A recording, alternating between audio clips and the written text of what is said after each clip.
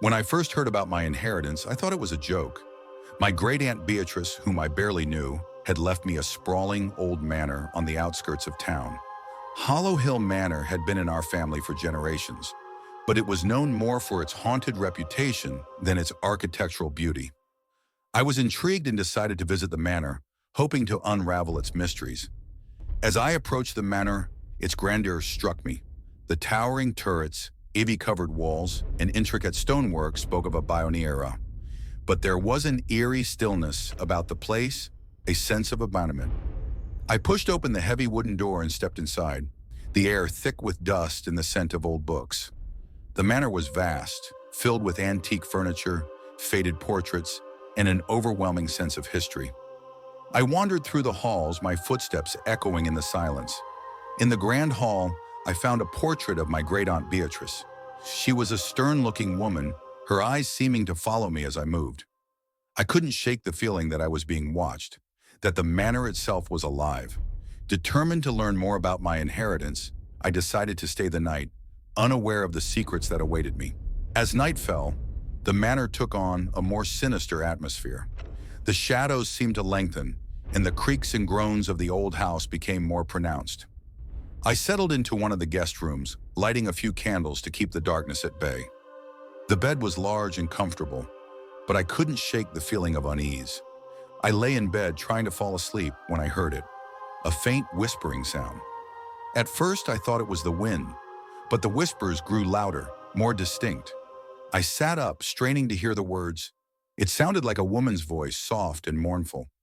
I followed the sound, my heart pounding in my chest. The whispers led me to the library, a grand room filled with shelves of old books. In the center of the room stood a large, ornate mirror. The whispers seemed to be coming from behind it. I hesitated, my hand trembling as I reached out to touch the mirror. To my shock, my reflection shimmered and faded, revealing a hidden door behind the mirror. With a deep breath, I pushed the door open, stepping into a narrow, dark passageway. The passageway was narrow and dimly lit, the walls lined with cobwebs and dust. I followed the whispers, my footsteps echoing in the confined space. The air grew colder as I descended deeper into the passage, and I couldn't shake the feeling that I was being watched. The whispers became more urgent, leading me to a small, hidden chamber. In the center of the chamber stood a large, antique trunk. The whispers seemed to emanate from it, growing louder as I approached. I hesitated for a moment before opening the trunk, revealing its contents. Inside, I found old letters, photographs, and a small ornate box. The letters were addressed to my great-aunt Beatrice, written in a delicate, flowing script. And as I read the letters, I learned that they were from a woman named Eleanor, who had lived in the manor many years ago. She spoke of a forbidden love, of secrets and betrayals. The letters were filled with longing and sorrow, and I could feel Eleanor's pain as I read her words. The whispers seemed to echo her emotions, filling the chamber with a sense of loss. I opened the ornate box and found a locket inside. It was beautiful, intricately designed, and it seemed to glow with a soft inner light. I knew that this locket was the key to Eleanor's story, to the secrets of Hollow Hill Manor. I vowed to uncover the truth and bring peace to Eleanor's restless spirit. The next day, I returned to the village to learn more about Eleanor and her connection to my great-aunt Beatrice. I visited the local library, searching through old records and newspapers.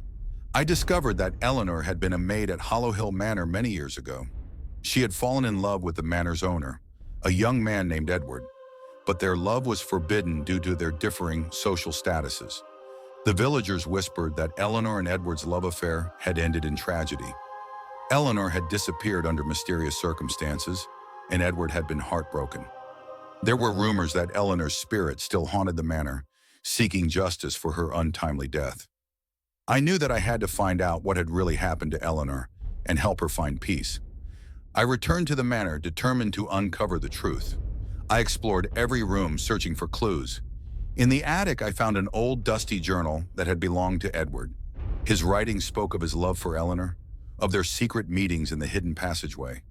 But there were also entries filled with fear and desperation, as if he knew that something terrible was about to happen. As I read Edward's journal, the whispers returned, guiding me to a hidden compartment in the attic.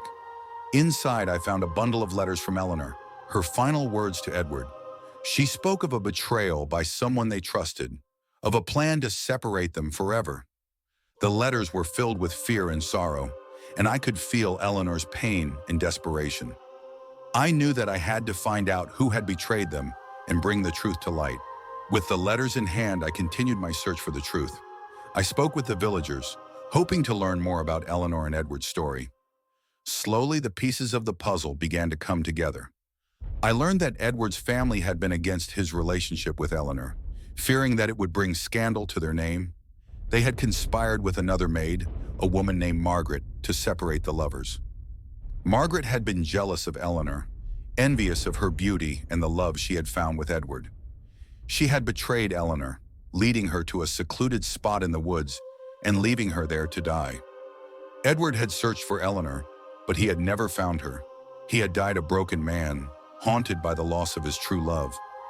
I returned to the manor, filled with a sense of purpose. I knew that I had to confront Margaret's spirit and make her confess to her crimes. I performed a ritual to summon her, using the locket and the letters as anchors.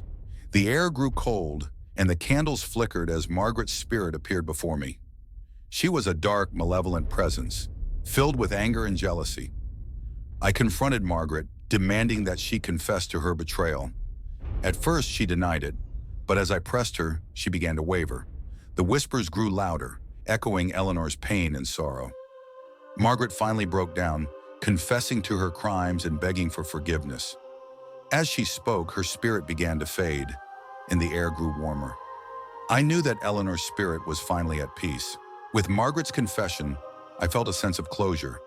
I knew that I had helped Eleanor find the justice she deserved. That night, I performed a final ritual to lay both Eleanor and Edward's spirits to rest. I returned to the hidden chamber, the locket and letters in hand. As I spoke the ancient words, the air filled with a soft, golden light. I felt a presence around me, a sense of peace and love. Eleanor and Edward's spirits appeared before me, their faces filled with gratitude. They embraced, their love transcending time and death. I watched as they faded into the light, finally reunited and at peace. The whispers in the manor ceased, replaced by a profound silence. In the days that followed, the manor felt different. The oppressive atmosphere was gone, replaced by a sense of calm and serenity. I spent my days exploring the manor, documenting its history and the stories of its inhabitants. I felt a deep connection to the place, a sense of belonging that I had never felt before. The villagers, once wary of the manor, began to visit more often. They were curious about the changes and eager to hear the stories I had uncovered. I shared Eleanor and Edward's story, ensuring that their love and sacrifice would not be forgotten. The manor became a place of healing and reflection, a symbol of love's enduring power. I decided to stay at Hollow Hill Manor, making it my home. I felt a sense of purpose, knowing that I was preserving the legacy of those who had come before me. The manor, once a place of fear and sorrow, had become a sanctuary of peace and love. I knew that I had found my true calling, and I was grateful for the journey that had led me to this point. As I settled into my new life at Hollow Hill Manor, I felt a deep sense of fulfillment. The journey had been challenging and at times frightening, but it had also been rewarding. I had uncovered the truth, helped lay restless spirits to rest, and witnessed the renewal of a place that had been haunted for generations.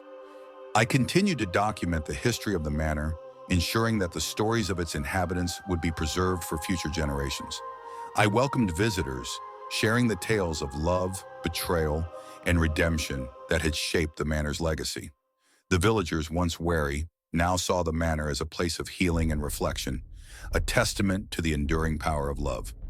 And one evening, as I walked through the gardens, I felt a sense of peace and contentment. The manor, bathed in the golden light of the setting sun, stood as a symbol of hope and renewal. I knew that I had found my true calling, and I was grateful for the journey that had led me to this point. Years passed, and the manor continued to thrive. The stories of Eleanor, Edward, and the other inhabitants of Hollow Hill Manor became part of the village's rich tapestry of history. The manor, once a place of fear and sorrow, had become a sanctuary of peace and love. I felt a deep sense of pride, knowing that I had played a part in preserving its legacy. I continued to welcome visitors, sharing the tales of the manor and the lessons they held. I felt a deep connection to the place, a sense of belonging that I had never felt before.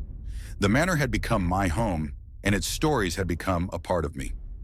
As I look back on my journey, I felt a profound sense of gratitude. The manor had taught me about the power of love, the importance of honoring the past, and the strength of the human spirit. I knew that I would continue to cherish and preserve its legacy, ensuring that its stories would be passed down for generations to come. As I sat by the fireplace one evening, the flames casting a warm glow on the walls, I reflected on my journey. The manor had become more than just a house. It had become a part of me.